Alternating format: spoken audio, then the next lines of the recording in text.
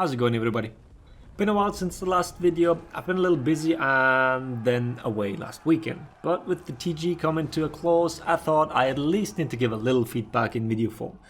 I didn't get to play as much as I wanted or probably would have to form a proper opinion, but I'll give it a try nevertheless. We've complained for a long time that Renown gain in Dominion is heavily skewed towards certain actions and certain hero classes.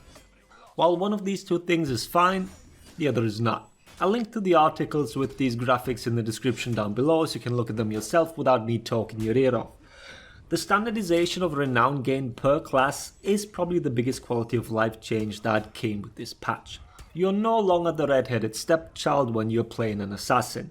You now have an equal chance of getting your feats. Now, for the other part.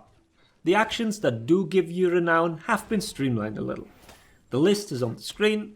All those, they have been removed.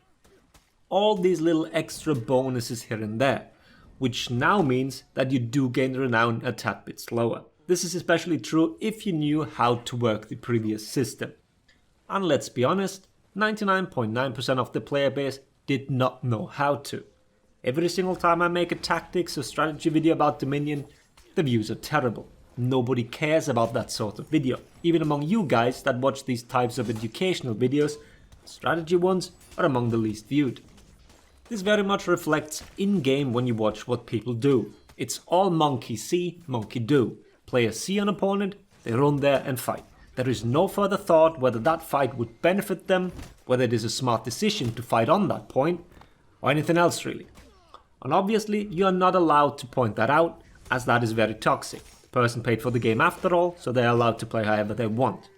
All of this makes it extremely hard for Ubisoft to gather feedback here, because all the players can go off is how it felt, but nobody has a fucking idea why. Whoever has to look at the surveys this time, my condolences. The fact that this TG had double XP probably gave them enough games so they can go off of the numbers alone. But let me try and explain why it might have felt different for you. The most important source of Renown in the live version of Dominion is Defender Renown.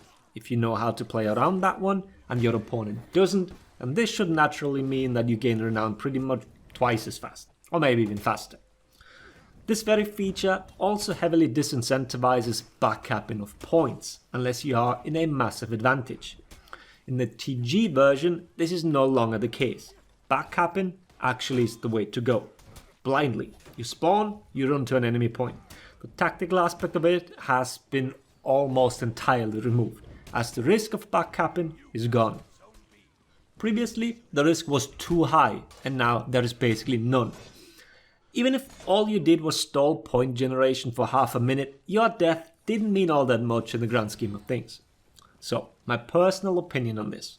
I think backcapping is boring, both as a player as well as a viewer of competitive games. If all I see is blind piling on every point, or someone that respawns and instantly paths straight to the enemy home point every single time, then that shit gets boring real quick. I think we went from one extreme to the other. The live version requires you to think very carefully before attempting a backcap, and most often you opt against it. And in the TG, you just always go for it. I think the TG made the strategical aspect of Dominion a lot more shallow. And this exacerbated some other problems. Fights can feel like they never end. Someone dies, respawns, and runs straight back to that fight. If that fight is happening on a point, then this is one of the main news sources of Renown. Contesting points does give quite a bit now. This is why they decreased it in week 2, from 0.7 points per second to 0.6 points per second. And they increased the boosting of the zone from 0.4 to 0.5. This is your personal Renown, not the score. Now the problem of these never-ending fights that put neither team at a disadvantage is that they feel extremely unrewarding. If you're winning, you do not gain any significant Renown advantage, and the fact that people keep trickling back in while the point is still contested means that you do not get to heal. You're slowly being whittled down as the opponent comes back with full health, and you need to keep fighting. And even if you wipe them off the point, the healing rate is so slow that it is unlikely that you get to heal to full until one opponent is back on the point. Previously, with Defender Renown, you would have gotten such a massive feat advantage that you could end fights quicker as well. Ubisoft tried to address this by giving the mid lane a higher point generation. Holding the minion lane gave you increased points again. It was up to 1.5 points per second from 0.9. This did two things. For one, you have an incentive to not pile on a single point all the time. Score-wise, holding the mid lane is beneficial. At the same time, game length was addressed. If points are contested and nobody farms mid all match, the game tends to drag on. Especially in week 1, this could be felt quite drastically. Even if the game was one-sided, it took a lot longer to close it out. And everybody knows from Breach that the feeling of knowing that you lost, but without an option to make it a quick game, is awful. A stomp should not drag on. Talking about dragging on, 5-second point capture. For one, having the chance to actually get on a point to stop the capture feels nice. But on the other hand, multiple people not speeding up the cap leads to the previously outlined never-ending fights. Well, to a degree, like I said, there is no inherent risk of attacking points, so even if the point was flip-flopping between two teams, means very little.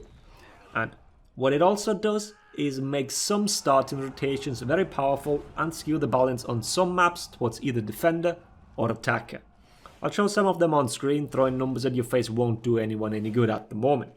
We can go back to that in the future once these changes have been implemented.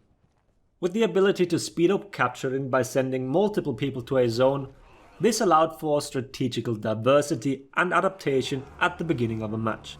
Attackers on beachhead pretty much always get their home point contested in the beginning, even when sending multiple people to it. Defenders can count the people that ran towards mid and then send someone to contest in case it wasn't enough. Whereas the attackers need to have a perfect spawn of a fast character to even get the chance to contest the defender's home point capture. This is obviously also a map issue and can't be solved solely by changing the capture speed, but on other maps like Harbour for example, both points will be contested in the beginning and point generation will be stalled for quite a while, which, as explained before, can lead to longer matches despite a lot of action.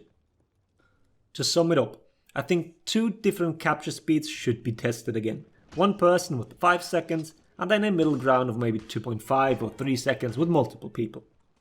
And backcapping can't be a brain dead activity. There needs to be a strategical element to it. Whether this is accomplished by adding risk to it or by making other activities more attractive, I just dislike how it was during this testing round. I think this will be especially challenging for Ubisoft as the vast majority of the player base has no clue what they're doing, and on top of that, they have no intention of learning what would benefit them. So unless what those players were doing already is a new go-to move, there will be complaints. We'll see. The link to the survey will be down below, so do give your feedback, even if it's as unqualified as it can get. Having said that, hope the video was helpful. Thanks for watching. Laters everybody.